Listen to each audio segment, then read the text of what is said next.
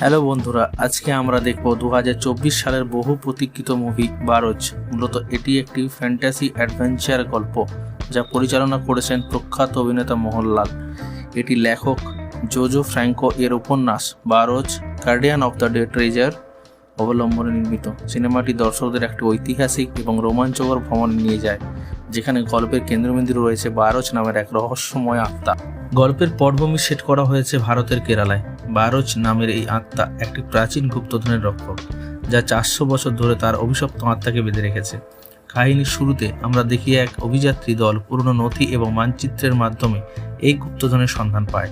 তারা যখন সেই গুপ্তধনের অবস্থান জানতে পারে, তখন বারোজ তাদের সামনে উপস্থিত হয়। বারোজ জানায় যে সে এই গুপ্তধনের রক্ষক এবং শুধুমাত্র সেই ব্যক্তি এই ধনসম্পদ গ্রহণ করতে পারবে যার আত্মা পুরোপুরি নিঃস্বার্থ, অন্যথায় সে অভিশাপের শিকার হবে। গল্পে ফ্ল্যাশব্যাকের মাধ্যমে জানা যায় যে বারোজ একসময় ছিলেন পর্তুগিজ নাবিক। সে ভারতের উপকূলে এসেছিল একটি মূল্যবান গুপ্তধন চুরি করতে, কিন্তু তার লোভ এবং প্রতারণার কারণে এক প্রাচীন অভিশাপ তাকে জীবন্ত আত্মায় পরিণত করে। তখন থেকেই বারোজ এই গুপ্তধনের রক্ষক। সে তার এই অভিশাপ থেকে মুক্তি পাওয়ার জন্য অপেক্ষা করছে এমন একজন নিঃস্বার্থ মানুষ যে এই গুপ্তধনের প্রকৃত উত্তরাধিকারী হতে পারে। মুভির মূল চরিত্রগুলোর মধ্যে রয়েছেন জোয়ান, একজন প্রত্নতত্ত্ববিদ যিনি প্রাচীন রহস্য উদ্ঘাটনে আগ্রহী; মায়া, একজন স্থানীয় মেয়ে যার দাদার কাছ থেকে শোনা গল্পগুলোর সাথে এই গুপ্তধনের যোগাযোগ সূত্র রয়েছে; আলেকজান্ডার, একজন লোভী ধনী ব্যবসায়ী যে এই ধনসম্পদ নিজের করে নিতে চায়; বারোজ, মুভির মূল চরিত্র, যিনি এক রহস্যময় আত্মা এবং গল্পের দিক নির্দেশক। জোয়ান এবং তার দল যখন গুপ্তধনের সন্ধানে বারোজের অভিশপ্ত দুর্গে পৌঁছে, তখন তারা বিভিন্ন ফাঁদ, ধাঁধা এবং অতিপ্রাকৃত ঘটনার সম্মুখীন হয়। বারোজ তাদের বারবার সতর্ক করে দেয় যে তাদের মধ্যে কেউ যদি লোভী বা প্রতারণার আশ্রয় নেয়, তবে তারা মারাত্মক বিপদের মুখে পড়বে। অন্যদিকে আলেকজান্ডার তার নিজস্ব বাহিনী নিয়ে দুর্গে প্রবেশ করে।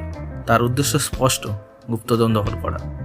বারোজ তাকে থামানোর জন্য বিভিন্ন কৌশল প্রয়োগ করে, কিন্তু আলেকজান্ডার লোভের কারণে বারবার ভুল সিদ্ধান্ত নেয়।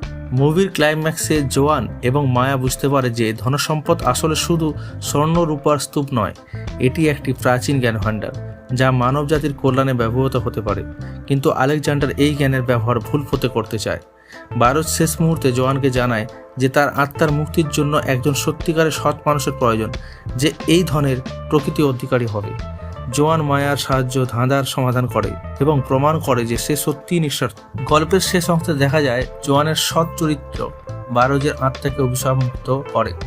বারোজ ধন্যবাদ জানিয়ে চিরদিনের জন্য বিদায় নেয়। অন্যদিকে আলেকজান্ডার তার লোভের কারণে ধ্বংস হয়ে যায়।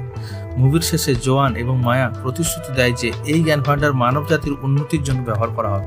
বারোজ 2024 একটি হৃদয় ছোঁয়া এবং উত্তেজনাপূর্ণ মুভি যা নিঃস্বার্থতা, মানবতা এবং আত্মশুদ্ধির মতো গভীর বার্তা দেয়। মোহনলালের দুর্দান্ত অভিনয় এবং ডিএফএক্স এর অসাধারণ ব্যবহার মুভিটিকে এক ভিন্ন উচ্চতায় নিয়ে